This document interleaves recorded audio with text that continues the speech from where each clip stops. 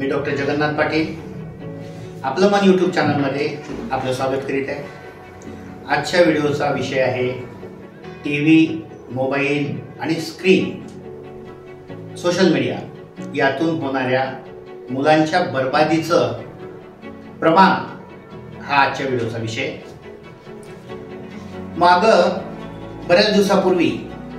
एका सामाजिक संस्थेने एक मोठा सर्वे केला होता। त्या सर्वेमध्ये हजारो लाखो घरांना भेटी दिल्या आणि मुलं टीव्ही किती वेळ बघतात, मोबाईलवर किती वेळ असतात आणि कुठल्याही मार्गाने स्क्रीन, मग ते रील बघत असतील, मोबाईल बघत असतील, टॅबवर असतील, कुठले वेगळे ॲप बघत असतील, सिनेमा बघत असतील, तर स्क्रीनवर किती वेळ असतात। आणि साधारण त्याच संस्थेनं अशा स्क्रीनवर कोणते कोणते उपक्रम, कार्यक्रम असतात त्याचा एक सर्वे केला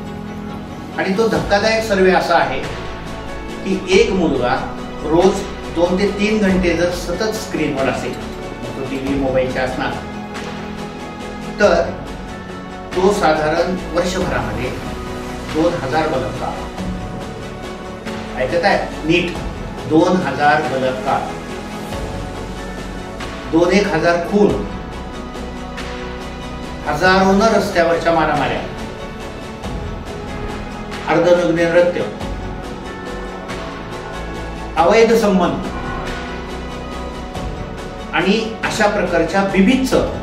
विकृती असणाऱ्या गोष्टी तो हजारोच्या संख्येने बघत आहे। सर्वे इथंच थांबत नाही। सर्वे पुढे असं सांगतो की हे सगळे कार्यक्रमाचे सर्वे बघितल्यानंतर या मुलांच्यावर काय परिणाम होत असेल, तर त्याचा पुढचा सर्वे त्याने असं केला की साधारण 6, 7, 8 वर्षाची मुलं जेव्हा स्क्रीनवर बसायला चालू होतात, अगदी लेकरू रडायला तर आई त्याच्याकडे मोबाईल देते, मग सुरुवातीला गाणे, मग हळूहळू गाण्याच्या बरोबर नृत्य, मग नृत्याबरोबर मग सिनेमा, मग सिनेमाच्या बरोबर इतर रील, आणि मग काही विनोद, काही विभत्स, आणि मग काही पॉर्न ज्याला आपण काय पूर्वी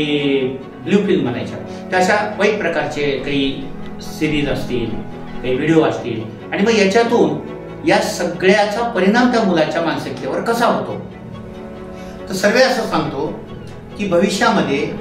वर्षाला हजारोच्या संख्येनं खून, बलात्कार, अवैध संबंध आणि मारामाऱ्या, अर्धनृत्य, अर्धनग्न नृत्य, आणि मग हे व्यसनाधीनता, ड्रग्ज असतील, दारू असेल,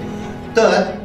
वर्षाला अशा पद्धतीनं बघितल्यानंतर तो 6-7 वर्षाचा मुलगा जेव्हा 10वी पर्यंत जातो आणि 15-16व्या वर्षी तो पौगंड अवस्थेत येतो, तेव्हा तो 10 वर्षांमध्ये अक्षरशः लाखाच्या घरामध्ये अशा प्रकारचे कृत्य बघून त्याची मानसिकता अशी तयार आहे की हे चलता आहे, हे असंच आहे। रस्त्यावर मारामारी चालली तर तो थांबत नाही, रस्त्यावर कुणी कुणाला कोयत्यानं मारायला आहे तर तो थांबत नाही, रोजच आहे।